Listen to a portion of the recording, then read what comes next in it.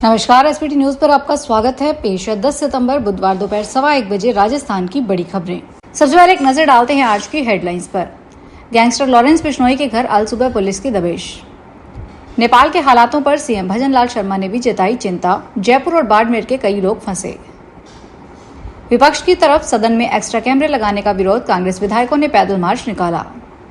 बीकानेर में कांग्रेस नेता व्यापारी के घर लॉरेंस गैंग का हमला। हाईकोर्ट से आयुर्वेदिक डॉक्टरों को मिली अंतरिम राहत। और अब खबरें विस्तार से सुनिए। श्रीगंगानगर पुलिस ने बुधवार अल सुबह गैंगस्टर लॉरेंस बिश्नोई के पंजाब के गांव दूतावाली में दबिश दी। साथ ही रोहित गोदारा के गांव थाना कालू, अमित पंडित के घर, कार्तिक जाखड़ और विशाल पचार के ठिकानों पर भी छापेमारी की गई। यह कार्रवाई गैंगस्टरों के वित्तीय लेन देन की जाँच के तहत की गई।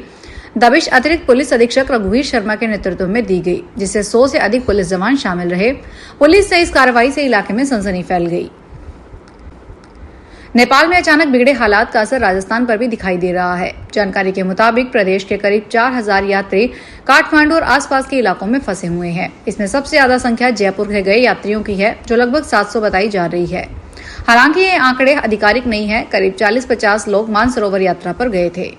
काठमांडू एयरपोर्ट पर कई भारतीय यात्रियों को दिक्कतों का सामना करना पड़ रहा है। वहीं बड़ी संख्या में लोग फिलहाल होटलों में ठहरे हुए हैं और हालात सामान्य होने का इंतजार कर रहे हैं। स्थिति बिगड़ने के चलते उन्हें बाहर निकालने की बजाय अपने ठिकानों पर रुकने को कहा गया है।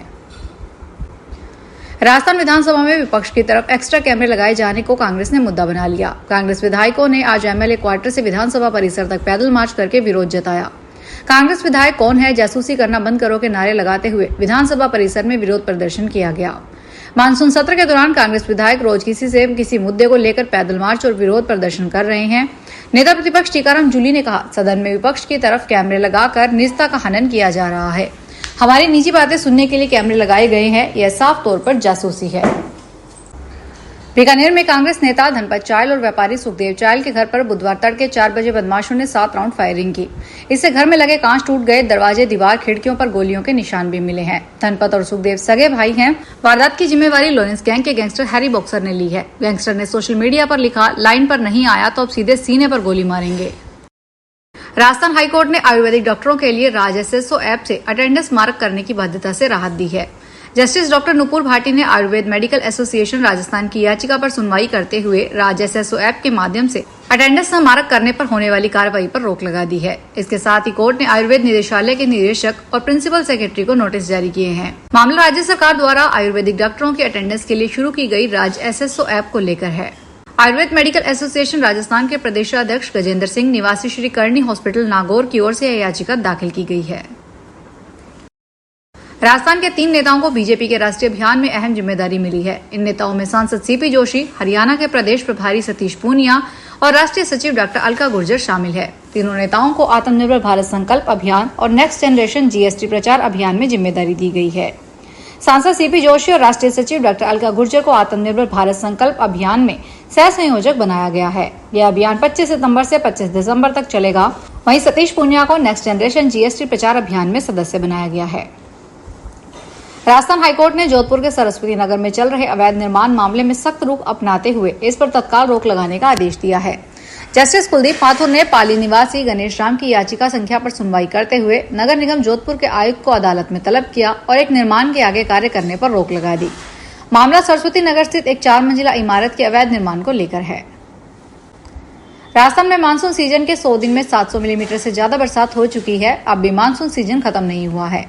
मौसम एक्सपर्ट इस साल हुई बारिश को क्लाइमेट चेंज का असर मान रहे हैं। मौसम विशेषज्ञों के अनुसार राजस्थान में उत्तर पश्चिमी हवा के स्ट्रांग होने के कारण अगले 7 दिन मौसम ड्राई रहने का अनुमान है। केवल कुछ स्थानों पर स्थानीय स्तर पर बादल बनने और छुटपुट बारिश को लेकर अधिकांश जगह दिन भर आसमान साफ रहने, धूप निकलने के साथ तापमान में बढ़ोतरी होने की संभावना जताई है। जोधपुर में एक ठग ने गोल्ड लोन कंपनी को ठगने का अनोखा मामला सामने आया है। ठग ने गोल्ड लोन कंपनी से लोन लेने के लिए पैसे लिए और पुरानी कंपनी से गोल्ड छुड़वाया। फिर नई कंपनी में गोल्ड जमा करवाने के बजाय उसे लेकर फरार हो गया। पुलिस के अनुसार माता का थान निवासी पूजा वैष्णव ने प्रतापनगर सदर थाने में रिपोर्ट दर्ज करवाई है। अजमेर के अलवर गेट थाना क्षेत्र में महिला से 6 लाख की ठगी का मामला सामने आया है। महिलाओं को ठगों ने पति का दोस्त बनाकर पेनल्टी जमा करवाने और पुलिस का डर दिखाकर अलग अलग ट्रांजैक्शन के जरिए लाखों रुपए हड़प लिए। पीड़ित महिला ने अलवर गेट थाने में इसकी शिकायत दी है। अलवर गेट थाना पुलिस के अनुसार आम का तालाब मदार निवासी मीना बैरवा ने मामला दर्ज करवाया।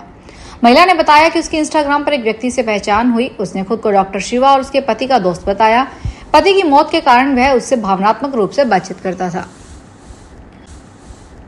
जयपुर के मुहाना और शिप्रापुर थाना इलाके में 2 चोरी की वारदात में 37 तोला सोना और 2.5 लाख रुपए की नकदी चोरी हो गई।